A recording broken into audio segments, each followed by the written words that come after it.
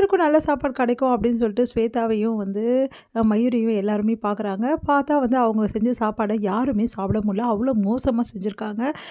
இந்த மாரி ஒரு மோசமா செஞ்சிருக்க சாப்பாடா இது? அப்படின்னு சொல்லிட்டு அவங்க வீட்டுக்காரர்லாம் வந்து திட்டிட்டு இருக்காங்க. ஸ்வேதாவோட வீட்டுக்காரர்லாம். அடுத்து எல்லாருமே வந்து என்ன பண்ணுறதுன்னு தெரியாம தவிக்கிறாங்க. பார்த்தா ரொம்ப நல்ல வாசனை வருது. பார்த்தா வந்து இங்க என்ன பண்றாங்க, சமையல் கட்டுல நம்ம வந்து கண்மணி என்ன பண்றாங்க, அந்த சாப்பாட வந்து உட்காந்து சாப்பிட்டுட்டு இருக்காங்க. பருப்பும் வந்து சாப்பாடும் கலந்த சாப்பாட வந்து பருப்பு சாதத்த வந்து சாப்பிட்டுட்டு இருக்காங்க. எவ்வளோ நல்ல வாசனை வருது. ஐயோ! சூப்பரா இருக்கே! இப்படி பண்ணி வச்சிருக்கீங்களே! நாங்க என்னத்த பண்றது? அண்ணி கையால சமைச்சிருந்தா இந்நேரம் எப்படி இருக்கும்? அவங்க சமைச்சதுல ஏதாவது மிச்சம் இருந்தா நல்லா இருக்குமே! அவங்ககிட்ட எப்படி போய் கேட்கறது? என்ன பண்றது? எல்லாம் தலை எழுத்து அப்படின்னு சொல்லிட்டு எல்லாருமே வந்து அப்படியே பார்த்துட்டு டென்ஷன் ஆயிடுறாங்க. அடுத்து வந்து இவங்க 2 பேருமே இல்ல, சரி அவ்வளோ மோசமாவா இருக்கு? சரி கொஞ்சமா சாப்பிட்டு பார்ப்போம். ஐய்யய்யோ! ரொம்ப மோசமா இருக்கே! அதனால தான் இவங்கலாம் அப்படி சொல்றாங்க. நம்ம என்னதான் பண்றது? நம்மளால சமைக்கவே முடியலையே! அந்த கண்மணி மட்டும் வெறும் அரிசி பருப்ப போட்டு அந்த மாரி சாப்பாட செஞ்சு சாப்பிட்றா. அவ்வளோ வந்து வாசனையா இருக்கு. நம்மளது மட்டும் இப்படி இருக்கே! அப்படி சொல்லிட்டு எல்லாரும் திட்டிட்டு போனோனே இவங்க 2 பேரும் யோசிக்கிறாங்க. கண்மணி சூப்பரா சாப்பாடு செஞ்சுட்டா. சாப்பாட போயிட்டு எப்படியாவது எடுத்துட்டு வந்துட்டோமா அப்படின்னு. ச்சீ! அது இப்படிலாம் பண்ணாதடி. அவ சாப்பாட நம்ம சாப்பிடணுமா?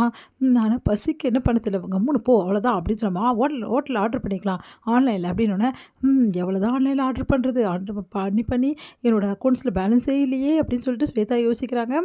இங்க வந்து என்ன பண்றாரு, நம்ம வந்து வராரு. நம்ம அன்பு வந்து சாப்பாடு இருக்கா அப்படின்னு சொல்லிட்டு போய் பார்க்குறாரு. பார்த்தா சாப்பாடு வாயில வைக்க முடியல. என்ன இப்படி இருக்கு? இந்த மாதிரி சாப்பாடு தான் செஞ்சு வச்சாங்க.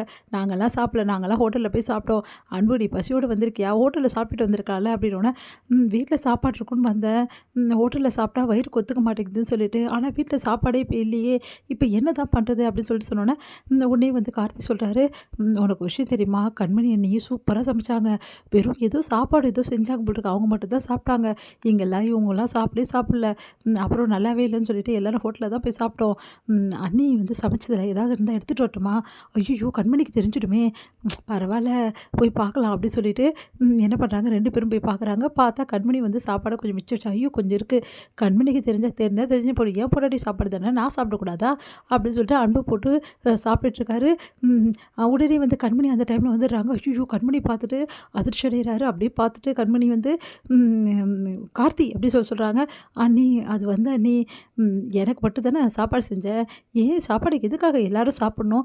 தேவையில்லாததுல எதுக்கு பண்றாரு இவரு? அப்படி சொன்னோனே, இங்க பாரு கண்மணி, நீ என்ன வேணாலும் நினச்சிக்கோ. நீ செய்ற சாப்பாடு எனக்கு தேவாமிர்தம் மாதிரி. நான் சாப்பிடாம விடவே மாட்டேன். நீ என்ன பண்ணாலும் அத பத்தி எனக்கு கவலை இல்ல. டேய் சூப்பரா இருக்குடா. அண்ணே எனக்கு ஒரு வாய் குடுண்ணே அப்படி சொல்லிட்டு 2 பேரும் வந்து போட்டி போட்டு சாப்பிட்றாங்க. இத பார்த்த கண்மணி டென்ஷன் ஆகுது போறாங்க. நல்ல காலம் அண்ணி ஒண்ணும் திட்டுவாங்கன்னு நினைச்சு எதுவும் சொல்லல. என் கண்மணியாச்சே சாப்பாடுலாம் வந்து கையிலேருந்து பிடுங்கவே மாட்டா. எனக்கு தெரியாதா என் கண்மணிய பத்தி அப்படின்னு சொல்லிட்டு இருக்காரு. எங்க கண்மணி அப்படியே முறைச்சிட்டு போறாங்க.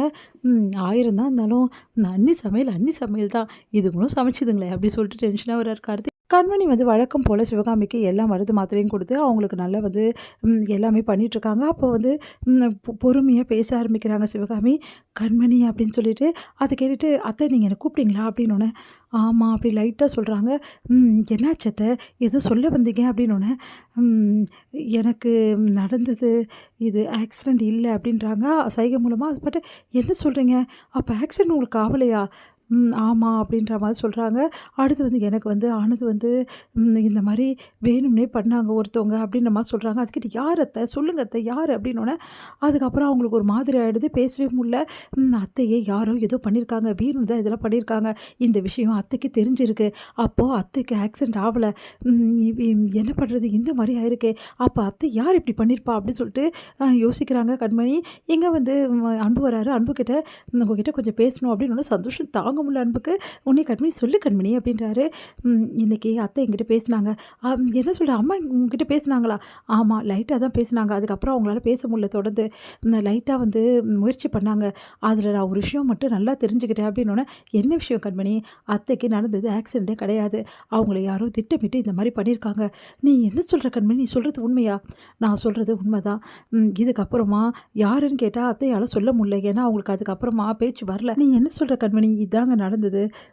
அப்புறம் உங்கள் இஷ்டம். யாருன்னு முதல்ல கண்டுபிடிக்க வழியை பாருங்க அப்படின்ட்டு போகிறாங்க. இது எல்லாத்தையும் அன்பு கேட்டு அதிர்ச்சி அடைக்கும் போது பின்னாடி வெண்ணிலாவும் கேட்டு அப்படியே அதிர்ச்சியாக பார்த்துக்கிட்டே இருக்காங்க.